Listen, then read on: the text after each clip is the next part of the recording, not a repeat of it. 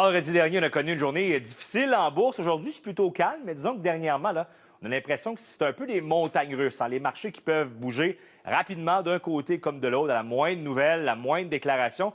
Et là, on est à une semaine de la sermentation de Donald Trump. Alors, il risque d'avoir de l'action. Et à la bourse, il n'y a jamais rien de garanti, mais il y a quand même certaines règles qui permettent d'avoir une certaine paix d'esprit. Et l'une de ces règles, c'est la diversification de notre portefeuille.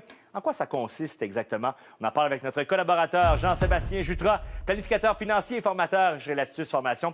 Bonsoir Jean-Sébastien. Bonsoir Simon. Au fond, là, la diversification, c'est le bon vieux principe de ne pas mettre tous ses œufs dans le même panier. Oui, tout à fait. En fait, tu sais, la diversification, c'est assez simple. Le but, en fait, c'est de réduire le risque au maximum tout en essayant d'avoir le plus de rendement possible. Donc, on essaie de trouver une efficience entre les deux. Donc, on veut avoir moins de risques possible dans un portefeuille, mais quand même pas passer à côté des opportunités de croissance.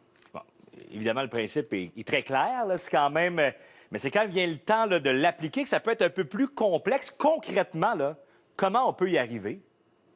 Il y a plusieurs façons de diversifier un portefeuille, mais la première façon de diversifier un portefeuille, c'est de diversifier de façon géographique. Ça veut dire d'aller investir dans des entreprises qui sont dans d'autres pays différents et ne pas juste rester dans un pays comme le Canada, par exemple. Donc, le but, c'est de venir diversifier dans plusieurs entreprises qui sont situées un peu partout dans le monde. Donc, ça permet justement d'étaler s'il se passe quelque chose dans un secteur du monde. Au moins, on n'a pas tous nos œufs de ce côté-là. C'est bien beau. Bon, les pays. Est-ce qu'il faut aussi varier les économies? Donc, on va avoir des gros joueurs comme les États-Unis, on parlait du Canada, l'Allemagne, le Japon, mais aussi des pays émergents? Oui, bien en fait, il y a des opportunités de croissance dans des pays émergents. Là, on peut penser, par exemple, au Brésil ou à l'Inde, qui ont des populations très, très jeunes, donc un potentiel d'industrialisation très, très fort. Donc, avoir ça dans un portefeuille, oui, ça peut amener un certain risque, mais lorsque certains pays qui sont plus en ralentissement économique, bien, avoir un peu d'argent dans d'autres pays qui sont vraiment en développement, parce que tous les pays ont des cycles différents, ils ont des politiques différentes, des politiques environnementales différentes, donc être un peu éparpillé comme ça peut devenir plus intéressant pour réduire le risque dans un portefeuille. Donc, on répartit nos investissements dans plusieurs régions du monde. Il faut aussi varier, je suppose, nos secteurs d'activité.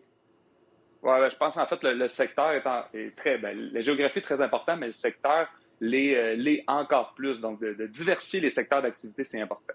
Et quand on parle de secteur, on pense à quoi au juste?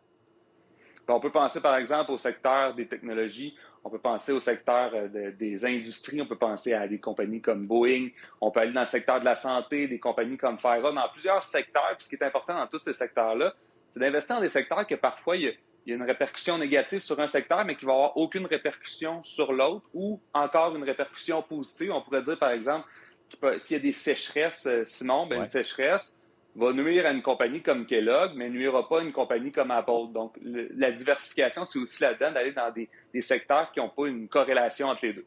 Donc, la diversification, c'est pas simplement d'avoir deux comptes dans deux ou trois banques différentes, là. Ça, on appelle ça plus de l'éparpillement, Simon. Puis l'éparpillement comme ça peut créer comme problème, c'est que les actifs sont pas à une seule place, donc ça peut coûter potentiellement plus cher de frais de gestion pour la personne. Les conseillers ne se parlent pas ensemble pour pouvoir t'aider. Donc, finalement, ça peut venir créer des problèmes. Puis souvent, on se retrouve à avoir deux portefeuilles dans deux institutions différentes qui sont très, très, très similaires.